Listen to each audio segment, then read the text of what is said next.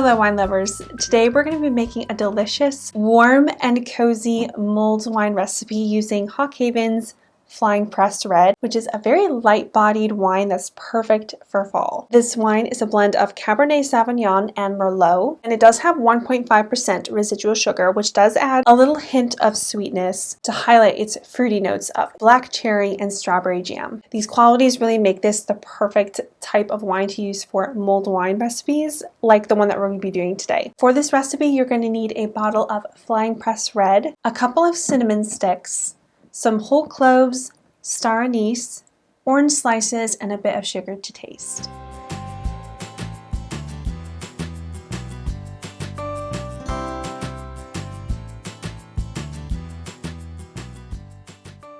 So first we're going to pour the wine into a pot and start heating it on low. You don't want the wine to boil, you just want to kind of get it warm. Then once you have it warmed up, you can add your spices, which would be the cinnamon sticks, cloves, and star anise.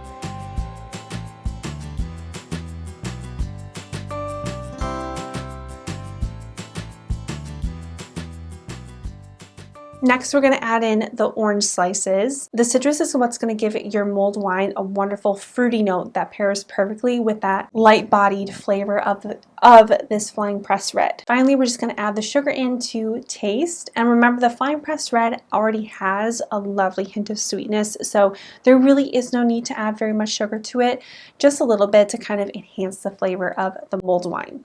Next, you're going to let everything simmer for about 20 to 30 minutes, and the longer it simmers, the more the flavors will really mold together and create a beautiful mulled wine. And there you have it, a perfect fall drink using Hawk Haven's Flying Press Red. Enjoy this warm, spiced, and fruity mulled wine on a cold fall evening. And definitely feel free to experiment with your own ingredients, maybe even adding some cranberries, using a white or rosé wine, or you can just kick it up a notch and add a little splash of brandy. Let us know in the comments if you do decide to create this drink, and if you enjoyed it, or if you made any alterations to the recipe. Be sure to like this video and subscribe to our channel if you're interested in more wine-centric videos like this. Until next time, we will see you very soon in our next video.